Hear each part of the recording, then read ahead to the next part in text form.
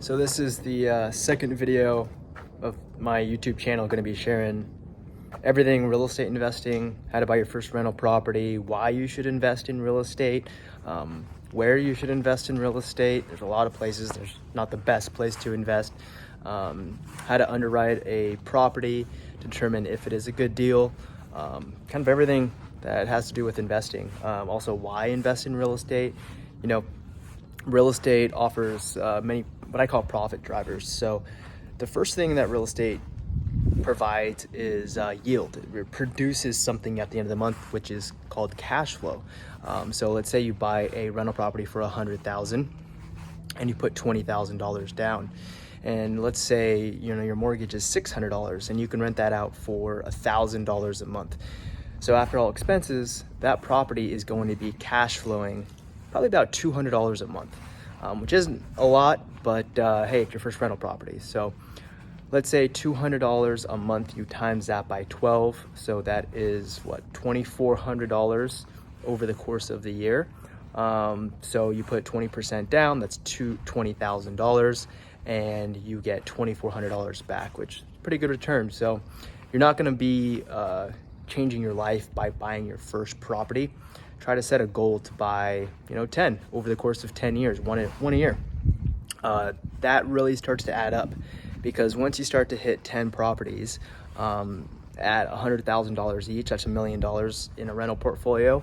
And then you say, hey, all those properties are going to appreciate, which is another thing that real estate does, is it appreciates in value. So let's say that you own 10 rental properties and they go up 20% in value. Well, that just increased by $200,000. So if you own one rental property and it goes up 20%, that's $20,000, and you put 20% down. So you doubled your money just by waiting. So you have cash flow, you have appreciation, you have principal pay down. What I mean by that is, if you buy a property for $100,000 and you put 20% down, your debt on that property is going to be $80,000. Well, when you pay your mortgage every single month, so let's say your mortgage is $600, about $200, maybe $100 of that every single month is going towards paying down that $80,000. The rest is going to be interest that you got to pay to the bank. So you have cash flow, you have appreciation, you have principal pay down, and then the last one of many is depreciation. So the IRS tax code says, hey, if you own a rental property, I always like to look at the IRS as a partner, right? They say, hey, own rental property because you can depreciate that asset. That asset is actually having wear and tear on it every single year, which is true. So if you buy a property for $100,000, let's say 20,000 of that is going to be the land. Well, the 80,000 is going to be the actual structure. So the siding, like this house here, right? The siding, the roofing, everything. That house is actually depreciating in value.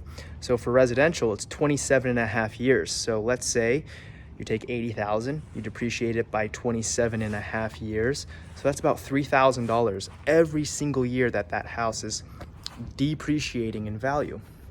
Well, what was your cash flow? Your cash flow was $2,400. So on paper, and I'm no attorney or no tax person, but that really wipes out your cash flow. So on paper, you probably hear all these people saying, hey, this guy didn't pay taxes, this guy didn't pay any taxes. Well, on paper, depreciation wipes out all of the cash flow. So if you cash flow $2,400, but that house depreciated by $3,000 that year, it just wiped out your cash flow. So you're in the green or in the red, $600, which doesn't really make sense, but hey, it's the tax code. So that's another thing that really can help you in real estate. So you can see how these numbers really add up. So you have cash flow. So if you have 10 rental properties, your cash flow is $200. Well, that's $2,000. You have depreciation. So the depreciation was $3,000, but now you have depreciation of $30,000 because you own 10 rental properties.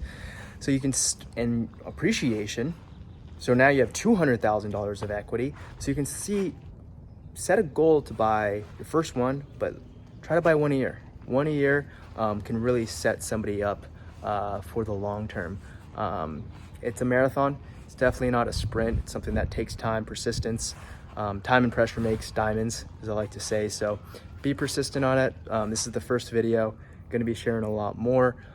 I don't know a lot about real estate investing. I just know it works. Just trying to keep things simple. So if you like what I'm saying, if you're still around for what I'm saying, subscribe, hit that like button, and we'll kind of share some more of my knowledge.